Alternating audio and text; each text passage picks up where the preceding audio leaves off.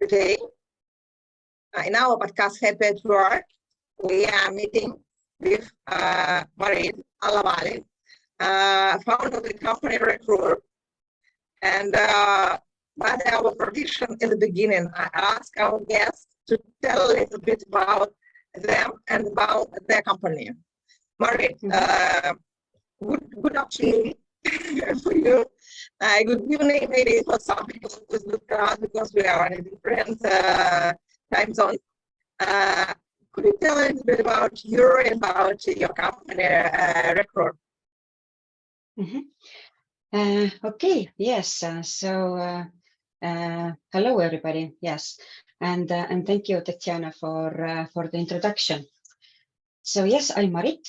I'm the founder and CEO at Recrur, and our main goal actually in Recrur is to help companies to digitalize their recruitment processes.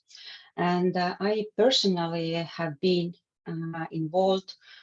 I think that more than 80 digitalization processes.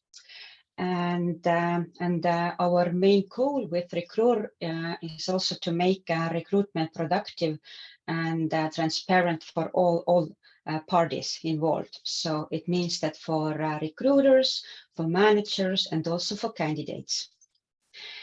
And actually, we started the business more than 6 years ago. The need for such tool comes from my own personal need. On the time I was hiring a lot, and I felt that that I don't have a good place where to keep and manage the candidates and jobs data. And this was the start of the journey. So creating the Recrur and helping the other companies. And now we are Estonian company.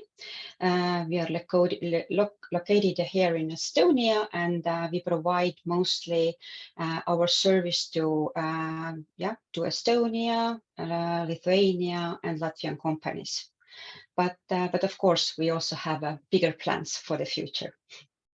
I wish you good luck for your product company to expand your presence all over the world. I think what the best product should be delivered to all the companies who need these products.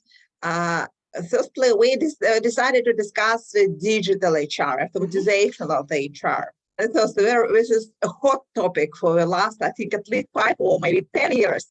There are a lot of conferences. Today, for example, we have online conferences in Brazil about HR tech. So I know it's very hot topics. What trends do you see now in this area? And maybe in some particular countries, maybe in Europe, and what do you see now is important? So the companies where we start to think about automatization, digitalization in HR.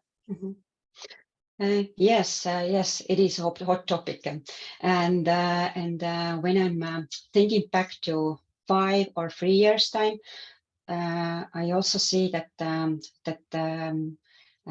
HRs and companies they are now more aware of the need, why to start digitalize the processes in HR field, and I personally believe that it's I think it's reasonable to digitalize those processes in HR that actually don't bring us any additional value, and we as a humans we could do something better with this time, for example, to attract or take care of our employees. And I think that when I'm thinking about the parts of employee life cycle, then then I see that actually it's possible to digitalize. I think most of the parts of the employee life cycle. So starting with the attraction, recruitment, then onboarding, people recognition and development, and of course also this offboarding section. And my experience also shows that that the most common processes that the companies digitalize are, for example, for recruitment, sourcing part, then also people's self-development, career plans. And I think that the latest trend is also to provide, for example, some applications for employees for taking care of their mental health. So that's great. Because our podcast called Happy at Work, I want to ask you about the effects of digitalization and automatization from both sides. From the first side, this is the side of employee. If you don't mind to speak about firstly about it, what automatization bring to employee to candidate? Could it make him happier? Makes his or her life easier? And the second effect for the company. Could we discuss the effects of digitalization from these both sides? Yes. So when you talk about, for example, recruitment, then we also we see that there's actually the benefits for each party. For example, for recruiters, it's the application applicant tracking systems or the recruitment systems. They give them possibility to save time and save time on the routine and administrative tasks, so that actually they can use their time for attracting and talking with the candidates. For candidates, actually it gives more transparency. So it means that the candidates also have the information in which statuses he or she is at the moment, and based on that they can also make the better decisions. So if they want to be part of this company or not. And for managers and for hiring managers, especially, using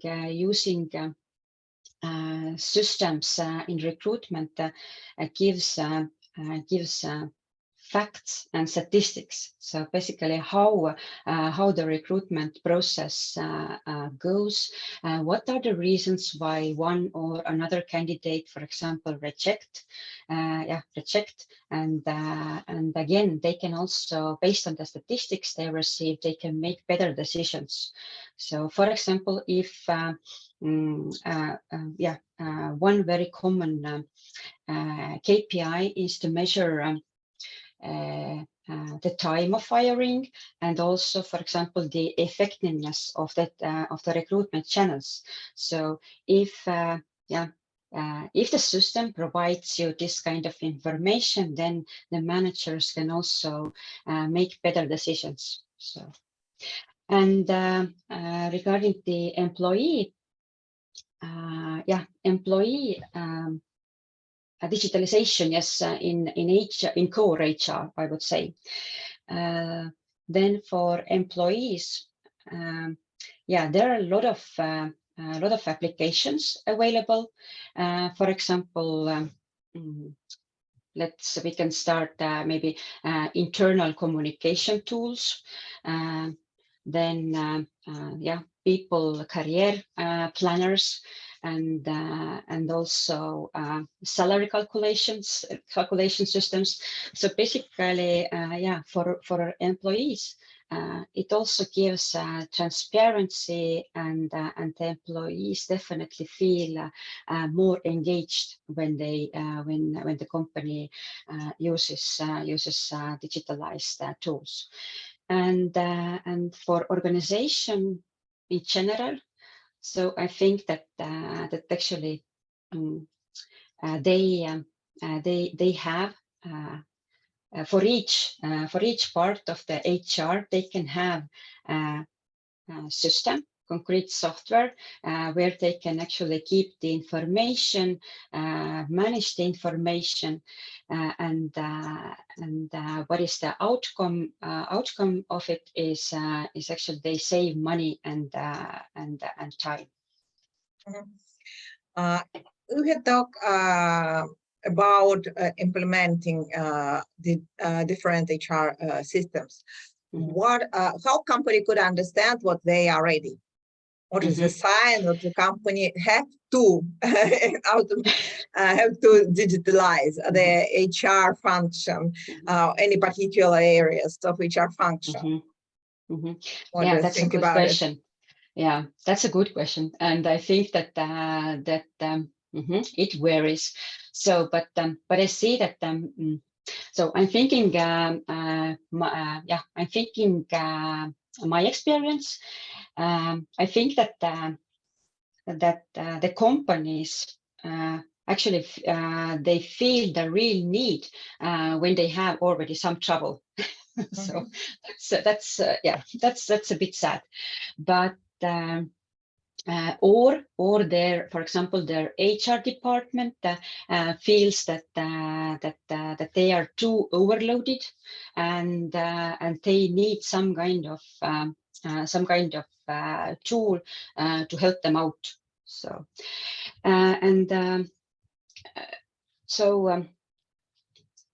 and usually the process for choosing the right tool for the HR HR field. It starts usually as with mapping the needs, and also thinking through what we actually want to achieve when we implement this tool in our organization. And when I'm thinking about Recrur and digitalizing recruitment processes, then I also I see that some of the companies, they how to say it? They actually, in one hand, they are interested and they want to know more, but when this thing comes to reality, then sometimes they also stop this project. So because they are internally, they are not ready to make the changes. So this is one of the one of the challenges actually that they have. So as we could say, you have to be ready for change of some process to make them more effective than it was in the beginning, because usually in digitalization they use the best practice of the companies, and maybe you should change the process and people behavior. And actually for our customers, we have also told that you need to consider the fact that implementing a software, this is a change, and you need to change your habits. So the software itself doesn't solve the problem that you expect. You need to change your habits. That's for sure. So I have the second question about the main mistakes. What company could do when they decided to digitalize the HR function? What could be the mistakes and how to prevent them? Yes. So I think that that the main mistakes the companies does is that they don't do the preparation work properly. And what I mean by preparation, I mean that the first thing is to actually think what is the goal, what you want to achieve. Implementing HR or recruitment software, whatever. The second thing is that who are the users from your organizations who start using the system? How are their computer skills? So in which level they are? And I think that the third question is that how we are going to implement it, who will be responsible for the implementation. And I think that these are the main three things that that each company should figure out first when they actually start with the implementation process. And why I emphasized also the users part, because my experience also shows that that sometimes when people haven't used any software yet and they need to manage the Excels and the folder systems, so then sometimes their expectations are pretty high.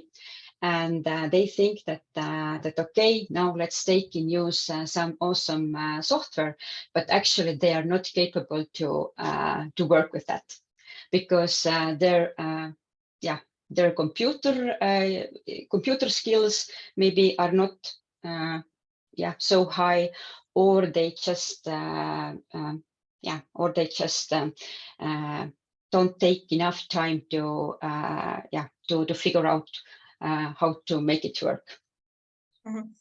I have one more additional question for you. I want to discuss a situation with candidate experience from the perspective of employer brand management.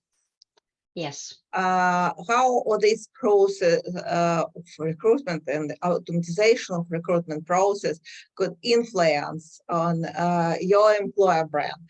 How should you use your employer brand and what you should implement in this process too? And what is about candidate experience? What do you think? Is it important or not to take feedback, give feedback to the candidates, and how the company could manage it? And also sometimes now it become more important to make not only the onboarding, but also pre-boarding process.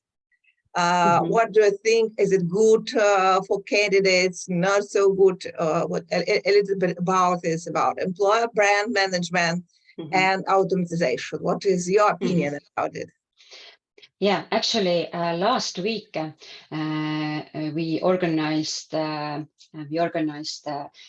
Recrur seminar, and the topic were candidate experience. So I think that actually the base for supporting positive candidate experience, it starts from the employer brand and also from the recruitment process. I personally think that the recruitment process must be set and communicated to all parties, to managers, to recruiters, and also outside the company to candidates. Because if your back office is not working, then it's really hard to display this positive feelings and the company internal life to your candidates. That's one of the things that that we have discovered. And talking about the employer branding generally, I think that when the company creates the employer brand and yes, does the cooperation with the marketeers. So I think that one of the things that the company needs to think is that the information that we display outside the company, if it's correct and is it authentical. So because I have also heard the stories that okay, this the attraction part and the recruitment part is well done, and the company gets the good candidate. And when the candidate actually starts working in the company, then she's disappointed because the real life is a bit different than was advertised in the beginning of the process. And how the softwares can help to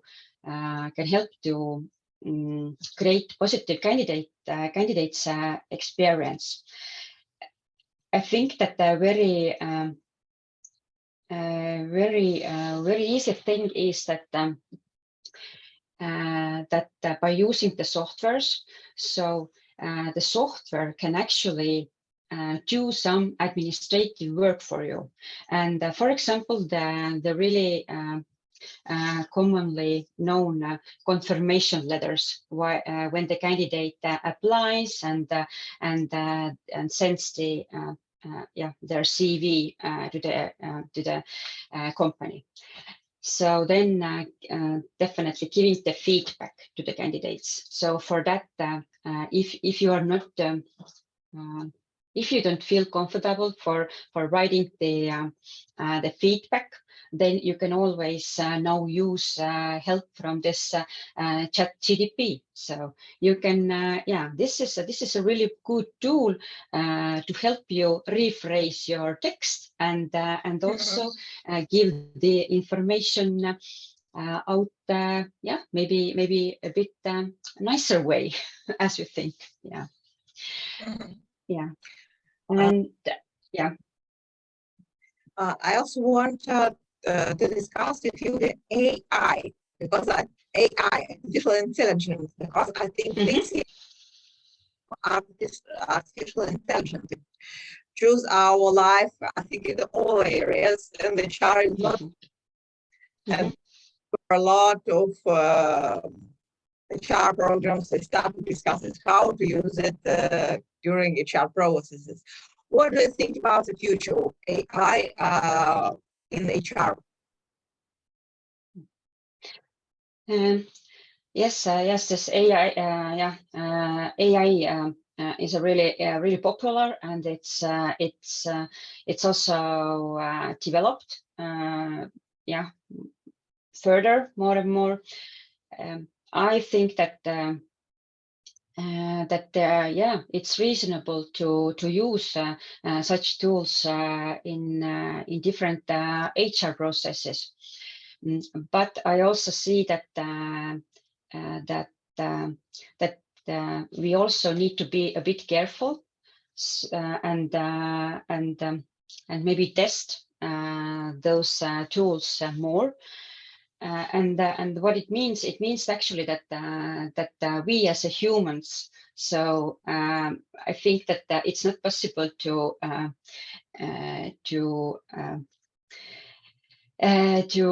conduct a recruitment process or some other HR process successfully without human hand. So I also think that, for example, where can we use AI? Definitely, for example, screening the candidate CVs. So this could be one of the ways where to use it. Then, for example, also based on some keywords, matching the for example the jobs, and also the candidates based on their CV. But I also have experience where one of the job boards have actually used AI for matching the employer and candidate, but the reality was that actually there wasn't any match. So in this sense, we need to be a bit careful. But yes, for this for the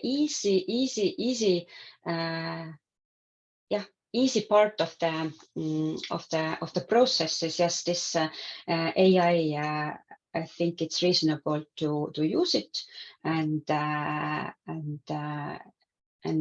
also we as HRs, I think that we also need to test it and also work it out. Also think how to put this AI to work for us. I want to ask you about you might mention what human touch is very important.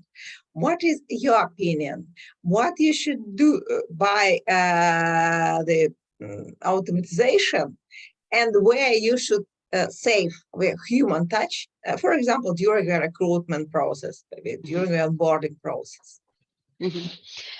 I think that the communication part with candidates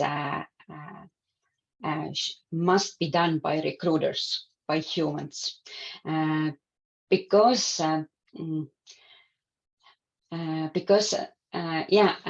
basically some companies they also use in the pre-selection phase, they also use for example bots, but this is also something that needs to be carefully figured out, how the bot actually gives the answers to the candidates. But yes, but I think that yes, this communication and the conversation part must be done by humans, because this is also this this is how to say, I think that when we see each other, I don't know, through the video or in real life, so I think that the meaning of the meeting is definitely different. Yeah. I have one more question about diversity and inclusion. I know what the digitalization of HR help us to avoid the biases which could be on the side of the human. What is your opinion about it? How to use properly way your optimization, digitalization to help your company to diversify the employees' workforce? Yeah, actually, one of our clients, they actually have a need to gather this information. So and how the system actually can help it is that that when the candidates apply, for example, they can add their gender or not to add. This is also one of the options.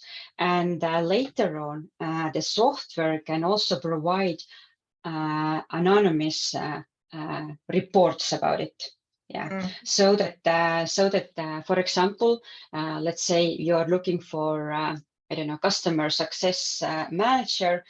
You have finished the job, you have hired the person, and later on, if you want to get the statistics, then you can get anonymized report.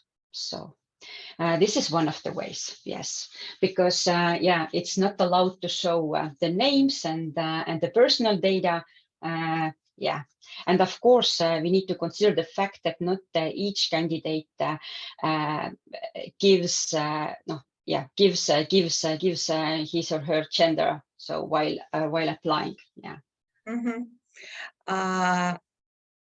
One more question which I have for you is about different generation. In the process of recruitment, we have different generation, people different age. And do you see any connections between the young generation and their reaction to automatization, old generation? Is it a similar or is it a difference? Could you share your experience from this generation perspective of using digitalization? Yeah, my experience shows that that today we have yes, we have different people on the job market from different ages.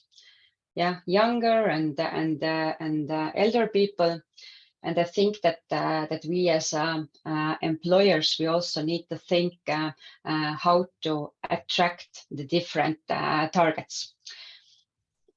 For example, the Z generation. I have noticed that that for them, it's really important that they can apply in a very easy way and using more modern tools for applying. Is it the mobile? Is it some kind of software or some kind of social media network? But for elder people, I think that they prefer more traditional ways for applying. I think that that for them actually the application form that the employer asks to fill from the candidates must be very easily set up, and so that that actually they can they are capable to fill the form. Yeah. Yeah, from the technology perspective, I see that. Yeah, and the younger generation, yes, they use. I think that they use more mobile phones, and they actually just scroll the screens and then check so what is available today, which not, and yes, so for them actually all this information must be in mobile phones. Yeah. That's great. In the end of our conversation in our podcast, Marit, may I ask you to give 1, 2, 3 tips for HR who start to think about digitalization, who start to think about more digitalization of different HR process. What is your tips? I think the first thing, yes, is to figure out, or also to write it down. So what do you want to achieve? Yeah, what is the goal of implementing the new tool? Then definitely the next step is also to map the users. Yeah. The users who are going to work with this system, and I think that the third thing is also the action plan, how you are going to implement it, the new system. And I think that and I have actually it's pretty good example to bring about successful implementation. So, for example, one of our customers, they are a security company. They have approximately 2,000 employees, and most of them are actually men. And when they started to implement recruitment software, then they how we actually did it in cooperation with them. The first thing was that we organized general info sessions, and the goal of the info sessions were to explain why this company needs a recruitment system, what will be the changes and the benefits for hiring managers, for recruiters, and also for candidates and for the organization in general. Then the next step was to choose internal ambassadors, the ones who are more innovative and who actually sees value of implementing such tool. And then we held trainings for those people. And by the time when we started to train all the others, by the time actually the attitude and the attitude was changed. The people were positive and eager to learn, and actually this implementation period went very well. So yeah, this is one of the success stories. Yeah. Great. Marit, thank you for participation in our podcast, Happy at Work. I think the topic which we discuss today is very important for the companies who want to build a people-centric culture, a people-centric approach, because what we discuss, it's helped not only the company, but it's also help the employees, the candidates to become more happier. This year company, Recrur, I want to repeat it, Marit Alavali is founder of the company Recrur. I wish you to expand your presence all over the world. But a lot of companies could implement your solution in their life. It makes happier the HR, the general manager, their managers, and also, of course, the employees and the candidates. Thank you for participation. Have a nice day. And I hope to meet you again on a different HR events. Thank you for participation in our podcast. Thank you. Yes. Thank you all. Bye. Bye.